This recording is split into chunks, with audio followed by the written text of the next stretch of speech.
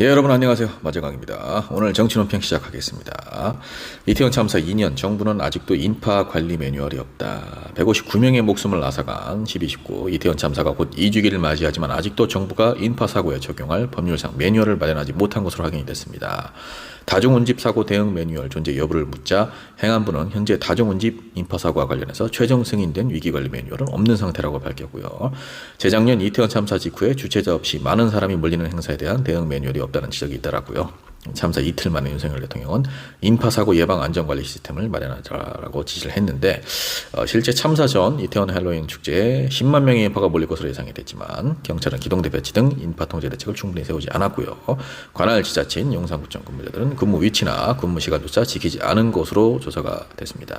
이태원 참사 곧 2주년입니다. 코로나 때 사람들이 밖으로 마음대로 나가지도 못하고 제대로 모이지도 못했죠. 그렇게 지내다가 코로나 이후 처음으로 맞은 이태원 할로윈 축제였는데 역대급 인파가 몰릴 것이다라는 관측이 지배적이었음에도 불구하고 정부는 아무런 대책도 없이 그대로 방치를 해서 그 결과 참사 발생 하루 전 그리고 참사 당일 몇 시간 전부터 계속해서 압살을 당할 뻔한 시민들이 신고를 했음에도 불구하고 저도 거기서 살아나온 사람 중에 하나고요. 그럼에도 불구하고 인파를 끝내 통제하지 못해서 159명이 선체로 압살을 당한 가슴 아픈 대형 참사입니다. 기사를 조금만 찾아보셔도 아시겠지만 당시 참사에 책임 있는 관련자들, 공무원, 윗선들, 정치인, 지방자치단체장 모두 제대로 처벌받은 사람 단 한 명도 없습니다. 그 이후 유족들은 아직까지도 거리에서 계속 싸우고 있고요. 이태원 참사 특별법도 대통령과 국민의힘이 계속해서 거부하다가 올 5월 간신히 국회를 통과했습니다. 그랬으면 사후 대책이라도 제대로 마련을 했어야 되는데 그조차도 안 됐다는 거죠. 이제 이번 주면 2주년입니다. 그런데 위기 대응 실무 매뉴얼도 없고 현장 조치 행동 매뉴얼도 없고 위기관리 표준 매뉴얼도 없고 대체 뭘 한 겁니까 정부는?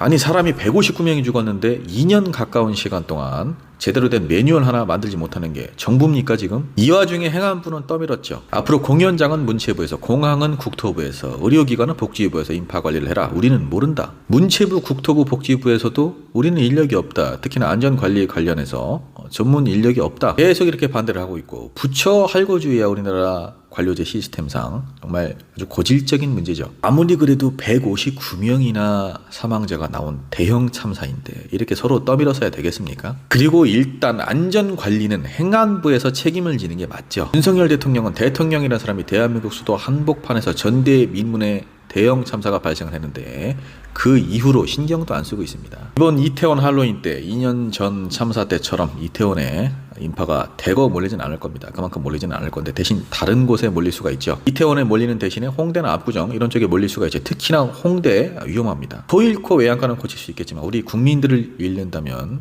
고칠 수 있는 방법이 없습니다. 홍대 미리 신경을 좀 써야 되고요. 우리 정부. 결국 윤석열 정부는 참사 이후 2년 동안 아무것도 하지 않았습니다. 그것은 제2, 제3의 이태원 참사가 이 정부 임기 내에 또다시 발생할 수 있다는 것을 의미합니다.